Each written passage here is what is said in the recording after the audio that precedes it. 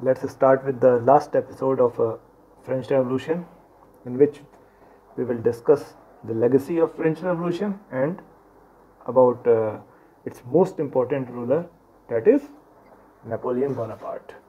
Before studying Napoleon, let us study the legacy of the French Revolution.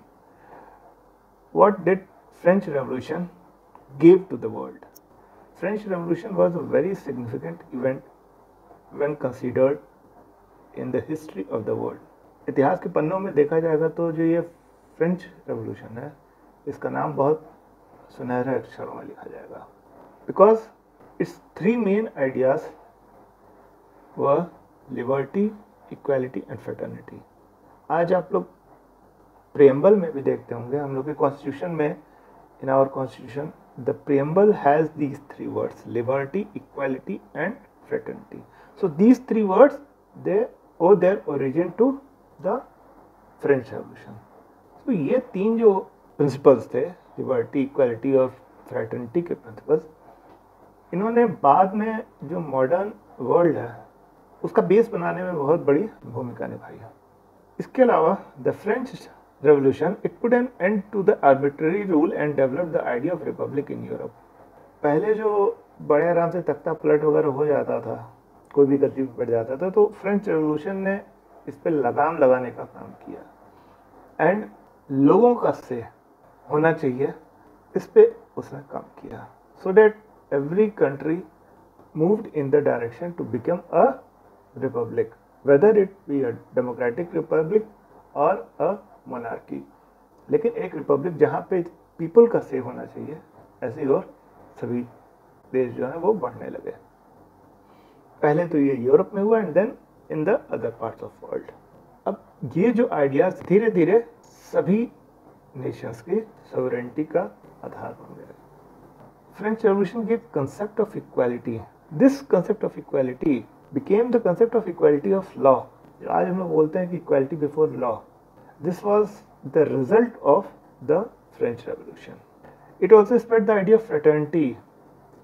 Fraternity का क्या मतलब है? Brotherhood. Means it promoted brotherhood among the different section of society, promoting love, unity and brotherhood among the different section of the society. Now the French Revolution also evolved the term nation. इसके पहले राष्ट्र का कोई मतलब नहीं था, country थी, but the French Revolution evolved the term nation and the promoted the concept of nationalism. तो फ्रांस से फ्रेंच बन गया, तो नेशनलिज्म, एक इज्म की जो भावना है वो आई. Now this inspired many neighbouring countries of Europe also, like Poland, Germany and Netherlands, to establish nation states in the countries. Like India also considered to be a nation. Mahatma Gandhi the father of the nation. तो राष्ट्रवाद की जो ये उदय की भूमिका में France के जो रेवोल्यूशन है उसका बहुत बड़ा हाथ रहा है. The French Revolution had a salutary effect on the ruling monarchs, who had to take measures to ensure people welfare by introducing reforms. पहले के जो अकड़ थी मोनार्क्स में, तो जो ये फ्रेंच रेवोल्यूशन था, इसने इस हेकड़ी को निकाला सारे मोनार्क्स से, and they were compelled to take steps to promote welfare of people, और इसके लिए they had to introduce reforms. Now we will come to Napoleon Bonaparte. He was born in 1769 in Ajaccio. It was a capital of Corsica. It's an island in the Mediterranean Sea. Napoleon was a very important figure of the world history. And these are certain things which you should know. He was a versatile genius. He was a gifted personality. He was a great writer as well. Now, after being educated in the military school of two cities, that is Brienne and Paris, he joined the army and soon became its commander of the French army.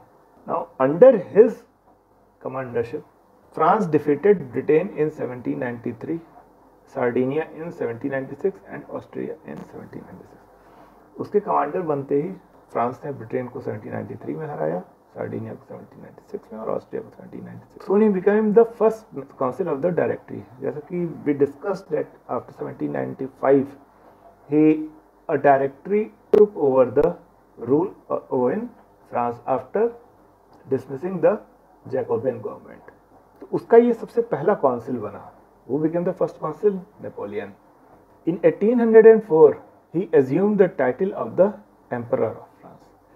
1804 AD में he proclaimed himself the Emperor of France. अपने आप को इसने राजा घोषित कर दिया. By his ability and mental acumen, he established peace and order.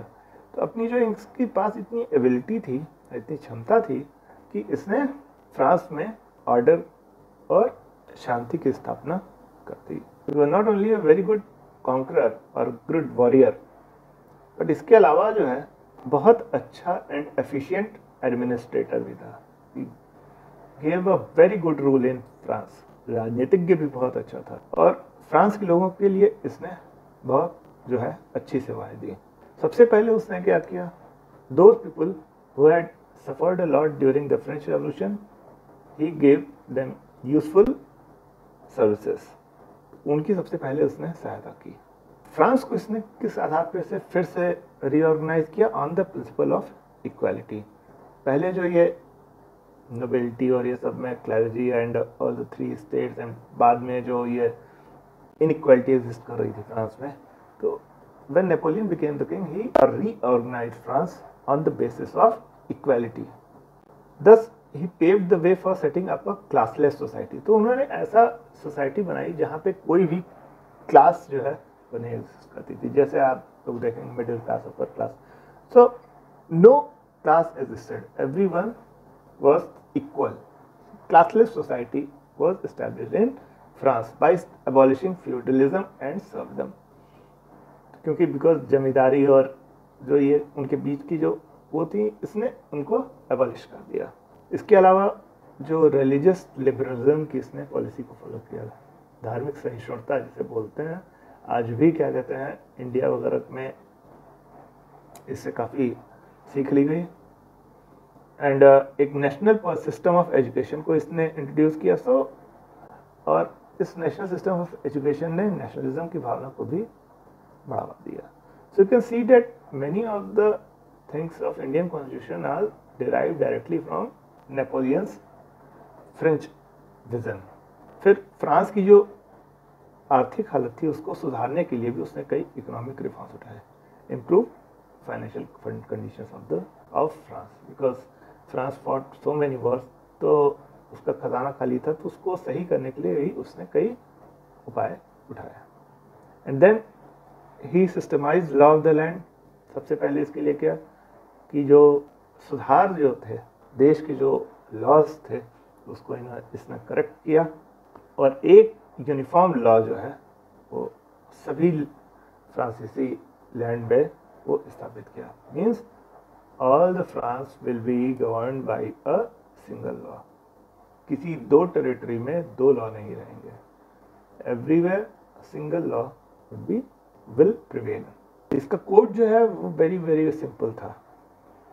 तो since his administrative code was very simple, तो इसके बाद जो है जब नेपोलियन गद्दी पे नहीं भी रहा तो इसके जो सक्सेसर्स रहे फ्रांस में, इन्होंने भी इसका काफ़ी हद तक अनुसरण किया. They followed his principles. He was defeated in the battle of Waterloo.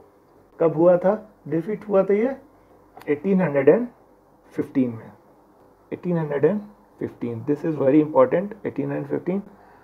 और then he was deported to Saint Helena. Saint Helena